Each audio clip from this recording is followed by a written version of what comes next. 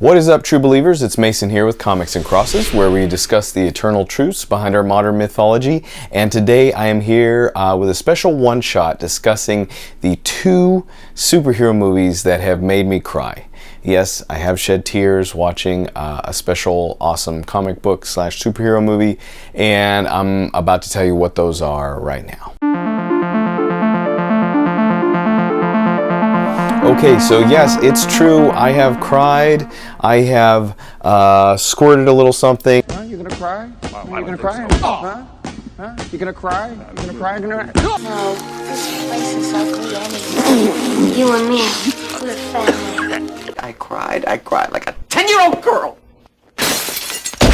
While watching a superhero movie. Usually superhero movies are not thought of as Oscar winners, although two people have won an Oscar for portraying the Joker in a movie.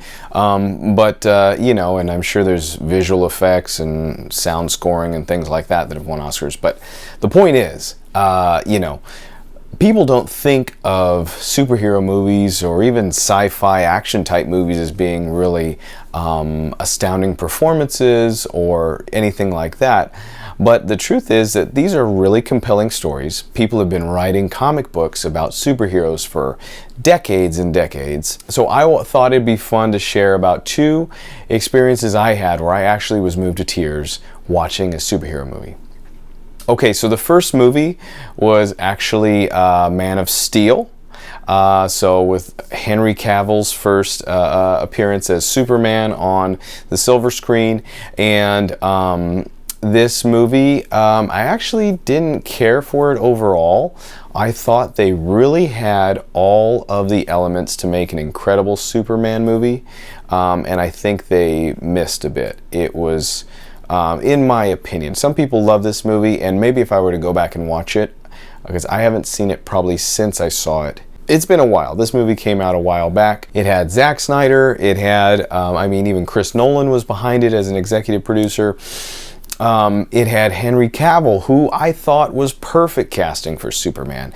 But the thing that really moved me, the thing that made me actually cry in this movie was there's a scene where young Clark Kent, who will one day become Superman, is is in class, and his powers start to manifest, and all of a sudden he's seeing X-ray vision through people's skin, and he's hearing every little thing with his super hearing, and he gets really overwhelmed, and he starts to panic, and he runs to hide in a school broom closet or something. You know, there's probably more emotional scenes in this movie. There's, I mean, spoiler warning, the movie's been out a while. I mean, where his father dies, there's the ultimate choice, you know, where he has to go against his own values at the end and that the movie was building to.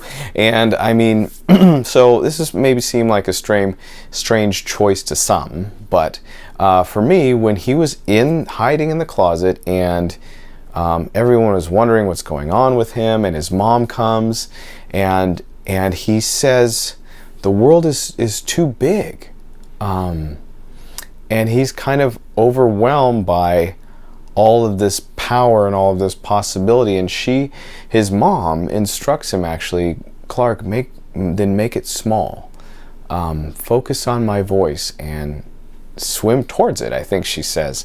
And something about that scene and just kind of captured the essence of Superman, and I think what makes him special. I wish that more movies or shows would dig into this deeper, because I think a lot of people feel bored with Superman. They don't know, he's like too good, he's too clean, and they don't really know what to do with him. He's too powerful, so you know, it's hard to challenge him.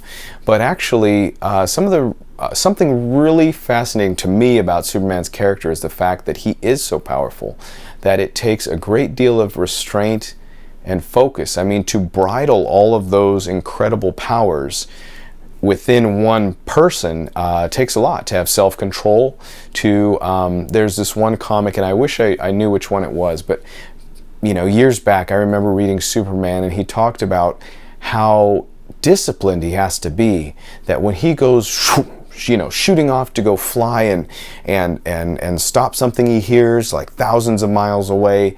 He has to quickly consider where he's flying through, how populated it is. Is he going to create a big, gust that's going to harm people or knock people over? And it's fascinating because there's so much that comes with all the power he wields. Maybe it was where I was at that particular moment in life, but I got really emotional seeing this boy overwhelmed with all that he could see, all that he could feel, all that he could hear.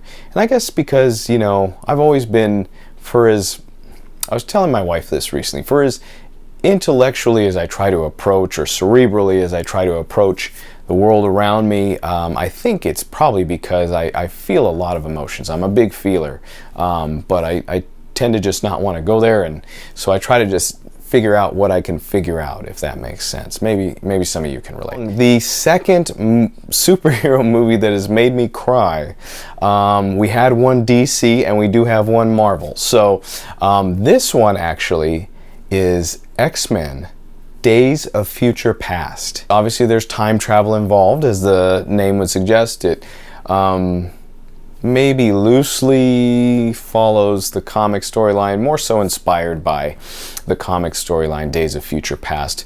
But in this movie, it shows the young James McAvoy, Charles Xavier, and the older Patrick Stewart, Charles Xavier. And in this movie, the younger Professor X, Charles Xavier, has actually kind of forsaken his abilities.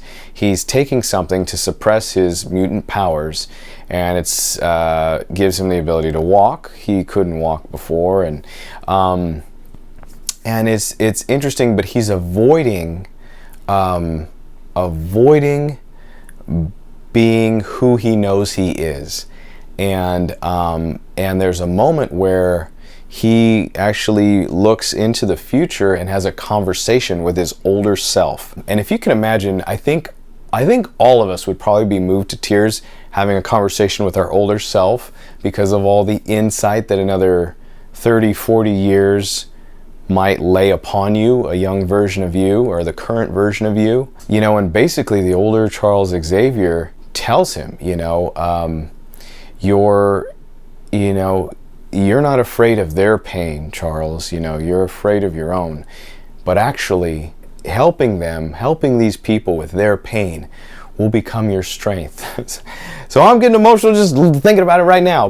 And I remember watching this at home one time, and I cried. And it was such a profound moment. I mean, I think to get that vantage point, and also the message of trying to avoid how much that people need you is not actually helping you, is not the direction you need to go. You're afraid and you're trying to run away, but there is purpose in helping people. And so, the reason this particularly touched me was because at the time, I was not a pastor, I was not on staff or anything. I wasn't like a priest, but I just was just a leader in my church. And I would sit and counsel with people and pray with them. I just had a big heart for talking to people, I think maybe that's why I do this channel now, is because I just have a heart to communicate with people about the truth and about good news, good ideas about why we're here, about, what it all means, about a good God. And I had actually gone through a time where I had a major anxiety attack, and I just couldn't do it anymore. I stopped volunteering, helping in the church in any way, and I was really struggling. I didn't know exactly what to do. But I looked back at that scene and that message and that moment, that whole idea of you actually can find strength in helping people even though you're afraid, afraid of that pressure, afraid of the weight of being needed. I just I re-examined that and took it to heart as I was kind of preparing for this video. And so normally my videos don't get this personal and this kind of deep, but I just wanted to say as somebody who struggled with anxiety and somebody who has avoided helping people for the pressure of the weight that it presents, you know, I am Mason of Comics and Crosses, and if anyone out there watching this ever feels like you need somebody to pray with you, to talk with you, to give you some encouragement, to just listen through life, I just want to say officially on my YouTube channel that I am here. I once jokingly called myself the pastor of the panels. So if I'm the pastor of the comic book community, then that's great with me. Anyway, I can just, you know, just be a friend to my fellow comic book loving human beings, and no ulterior motives, nothing like that. I once heard it said, you know, we aren't kind to people to make them Christian. We're kind to people because we are Christian, and that's my philosophy. So I just want to extend my hand to anyone out there who may be suffering as well, and may need the perspective of a older Charles Xavier. All right, guys, so those are my two emotional, wipe my tears, crying superhero moments that move me to tears. But what I want to know is do you have any? Have you cried in a superhero movie? Maybe something similar, maybe a sci-fi movie, something like that. Let me know. Let me know what moved you. Let me know. I think I was thinking that honorable mention probably goes to Logan. Yeah, that Logan was a great, like, swan song to Hugh Jackman's career playing Logan Wolverine in X-Men. So that one was really good, really powerful, really profound. But other than that, folks, thanks for tuning in. I really appreciate it. Hey, could you like the video? Share it with anybody who you think maybe might want to comment below that about movies they cried in. Please join in the conversation. Love to hear from you. God bless, folks. Catch you next time. Peace.